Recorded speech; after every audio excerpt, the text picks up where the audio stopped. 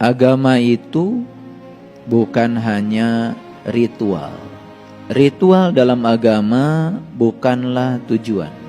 Tujuan yang sebenarnya dari agama adalah perubahan perilaku. Nabi Muhammad sendiri menyatakan diri bahwa beliau itu diutus ke semesta ini bukan untuk mengajarkan berbagai ritual, tetapi untuk menyempurnakan akhlak. Saya mempelajari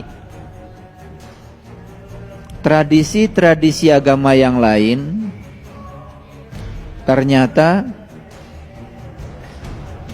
hampir sama, bahwa tujuan beragamanya mereka itu adalah satu, yaitu merubah perilaku. Jadi kalau dirangkum dari semua tradisi agama, tujuan beragama itu ya setidak-tidaknya secara global ada 3. Yang pertama adalah mengurangi kejahatan. Yang kedua adalah memperbanyak atau menambah kebajikan. Dan yang ketiga adalah belajar untuk mengubah pola pikir. Karena sumber dari kebahagiaan dan ketidakbahagiaan adanya di dalam pikiran. Sebetulnya garis besar semua agama di dunia ini ya berfokus pada 3 hal itu. Mengurangi kejahatan, menambah kebaikan, dan belajar untuk menciptakan kesucian pikiran agar pikiran tidak ternoda, sehingga setiap ruang dan waktu kita selalu merasa kebahagiaan.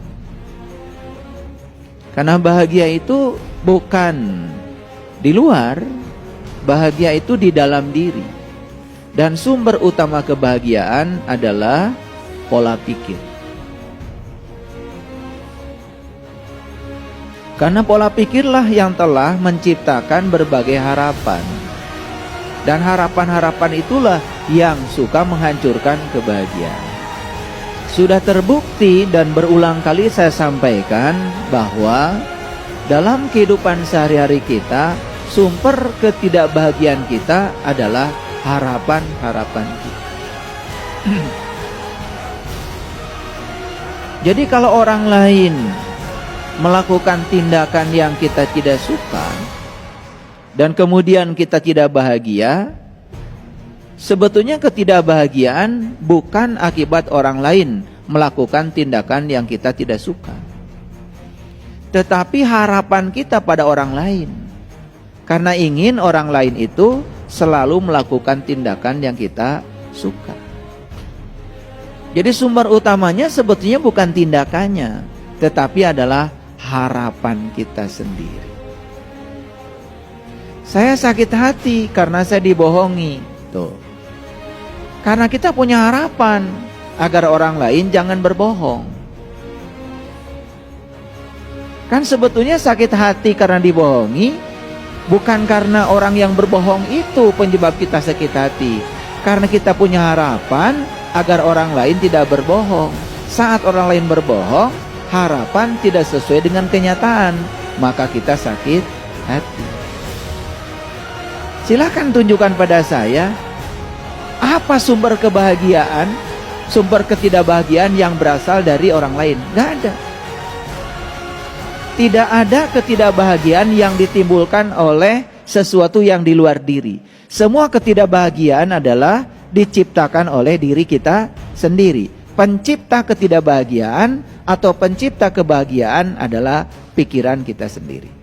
Hampir semua orang, ya, kalau ditanya apakah Anda ingin bahagia, semua selalu mengatakan saya ingin bahagia. Dan lucunya bahagia itu sering dikaitkan dengan senang.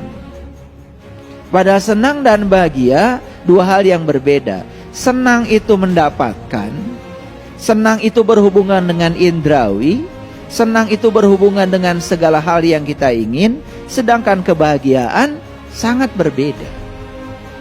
Karena kebahagiaan itu sebetulnya adalah selesainya kita dengan diri kita sendiri. saat dimana pikiran kita sudah tidak tercela lagi.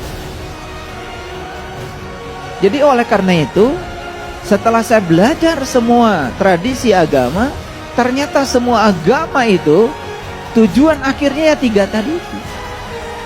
Mengurangi kejahatan, karena kejahatan itu tidak pernah bisa dihilangkan. Yang bisa itu dikurangi. Sejak zaman para nabi, para rasul, kan yang abadi itu cuma 3. 1 kejahatan, 2 kebaikan, 3 waktu. Itu yang abadi. Jadi sampai nanti suatu saat kejahatan dan kebaikan itu akan tetap ada.